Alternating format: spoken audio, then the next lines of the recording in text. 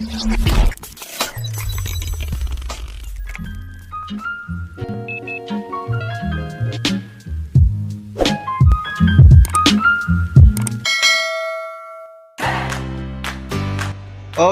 kembali lagi bersama saya Felix Johannes Siregar di mata pelajaran IPA. Bagaimana kabar kalian? Mudah-mudahan sehat ya dalam lindungan Tuhan. Semoga terjauhkan dari segala penyakit. Baik, di sini kita akan mempelajari klasifikasi makhluk hidup. Ini akan kita pelajari di kelas 7, umumnya di bab 2. Nah, klasifikasi makhluk hidup. Untuk mempelajari klasifikasi makhluk hidup ini, terlebih dahulu apa yang harus kita tahu ya? Kita harus tahu apa yang akan dipelajari dan apa yang akan dibahas di bab 2 ini. Mari kita simak. Yang pertama, ciri-ciri benda di sekitar. Ini nanti akan kita bahas di pertemuan pertama. Lalu apa lagi? Ciri-ciri makhluk hidup. Lalu pengklasifikasian makhluk hidup. Nah, mungkin anak-anak Bapak tidak sabar lagi. Langsung saja kita cek tujuan pembelajaran kita. Di pertemuan pertama, peserta didik dapat menjelaskan benda-benda di sekitar yang bersifat buatan manusia. Peserta didik dapat menjelaskan benda-benda yang bersifat kompleks dan bersifat sederhana. Yang ketiga, peserta didik dapat memahami ciri-ciri benda hidup dan tak hidup. Nah, teman-teman, tadi tujuan pertama kita itu bisa membedakan buatan manusia atau tidak nih, ya kan?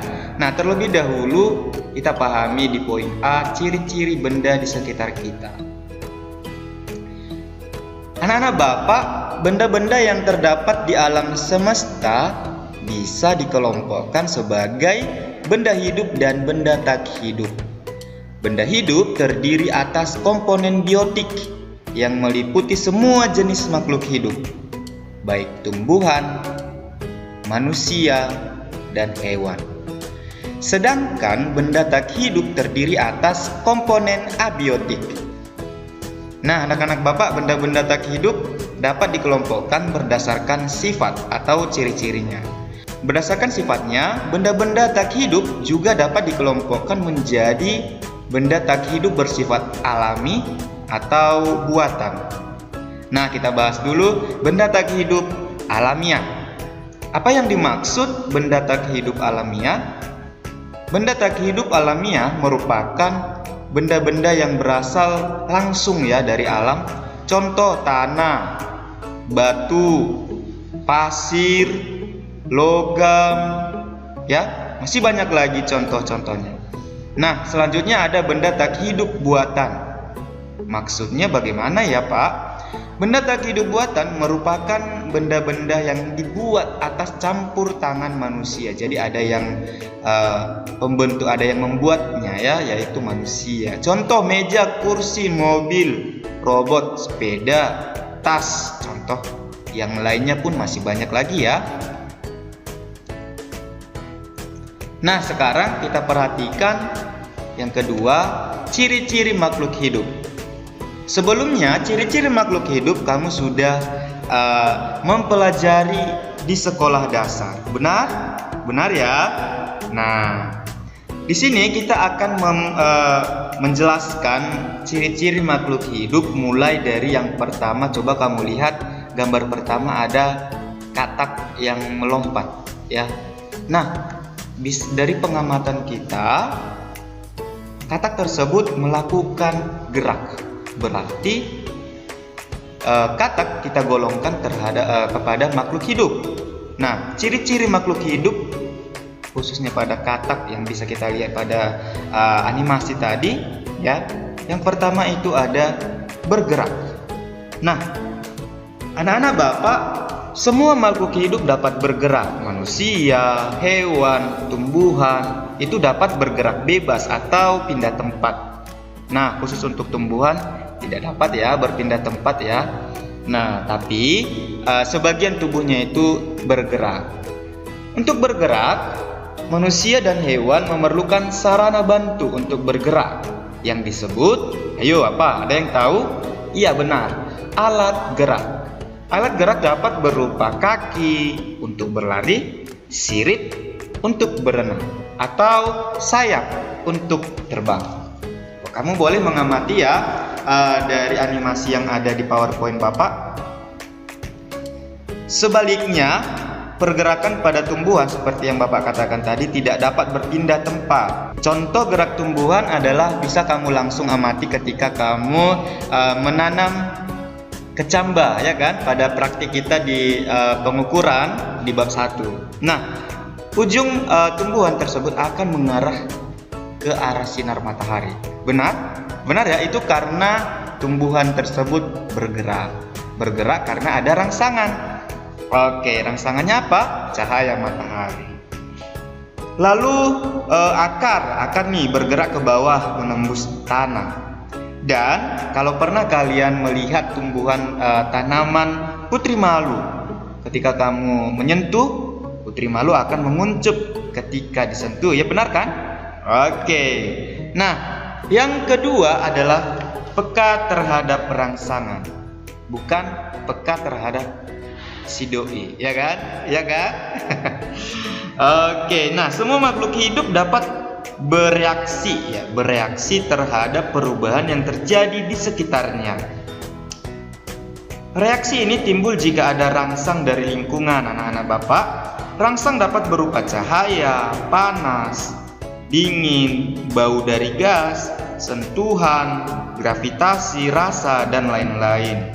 Manusia dan hewan menggunakan indera untuk mengenali adanya rangsangan. Misalnya nih, mata peka terhadap rangsang cahaya, telinga peka terhadap getaran suara, hidung peka terhadap bau, kulit peka terhadap sentuhan atau tekanan, dan lidah peka terhadap rasa cat. Anak-anak Bapak, sifat mampu menanggapi rangsang yang datang dari lingkungan tadi itu disebut sebagai iritabilitas. Disimak ya. Sekali lagi ya. Sifat mampu menanggapi rangsang yang datang dari lingkungan tersebut itu disebut iritabilitas. Nah, selanjutnya ciri-ciri makhluk hidup yang ketiga itu ada bernafas. Manusia menggunakan apa nih ketika bernafas? Ya benar, ya paru-paru. Lalu ikan bagaimana nih? Ya benar, insan. Lalu kalau tumbuhan kira-kira bernafas enggak ya? Ada yang tahu tumbuhan bernafas atau tidak? Iya benar, tumbuhan itu bernafas menggunakan apa?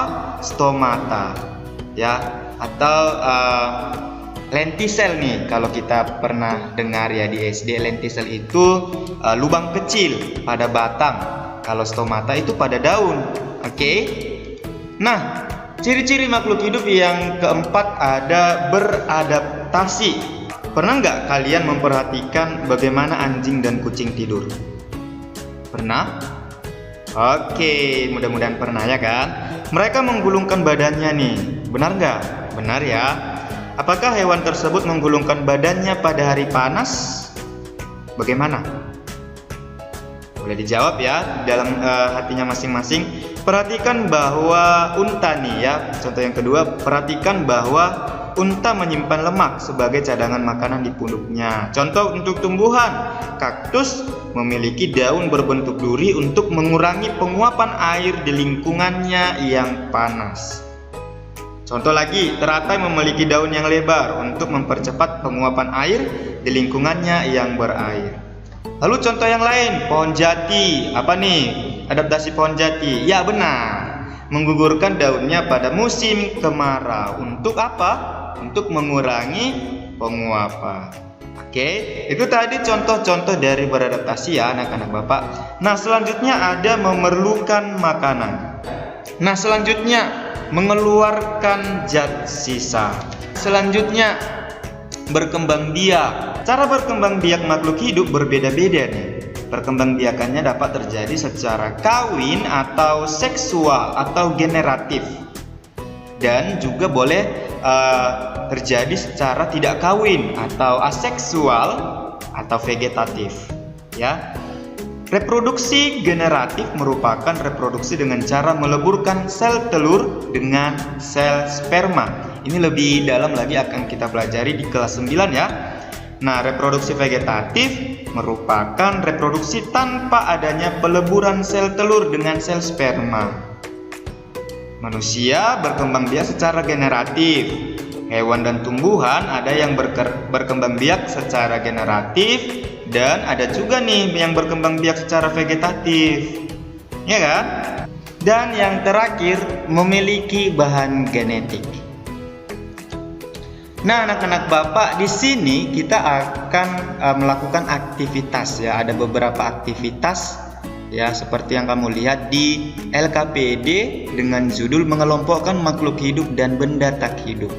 Nah, tadi materi-materi fakta yang ada Bapak berikan tadi di awal, ini boleh kamu lihat melalui ringkasan gambar ya.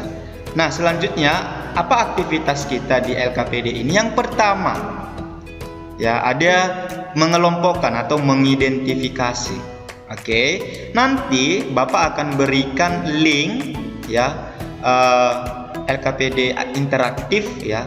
Nanti boleh kamu kerjakan di bawah. Kamu tinggal pilih apakah, contoh ya, mobil apakah bergerak? Jika bergerak, kamu klik iya. Jika tidak, maka kamu klik tidak. Mobil apakah makan? Jika kamu menjawab ya, klik iya. Jika kamu menjawab tidak, klik tidak. Nah, ini aktivitas pertama kamu kerjakan sesuai dengan apa yang telah Bapak berikan materinya tadi. Oke. Nah, selanjutnya aktivitas kedua ada soal tantangan nih. Ya, silahkan kamu jawab. Menurutmu apakah karang laut termasuk makhluk hidup atau benda mati? Contoh. Ya, contoh menjawabnya. Karang laut termasuk titik-titik karena titik-titik. Kamu jawab berdasarkan penjelasan. Oke. Nah, tidak lupa isikan nanti nama kamu di LKPD interaktif yang akan Bapak berikan. Sekian, semoga bermanfaat dan tetap semangat belajar dalam rumah. Jangan kemana-mana, tetap pakai masker. Walaupun di rumah, tetap pakai masker. Oke, bye-bye.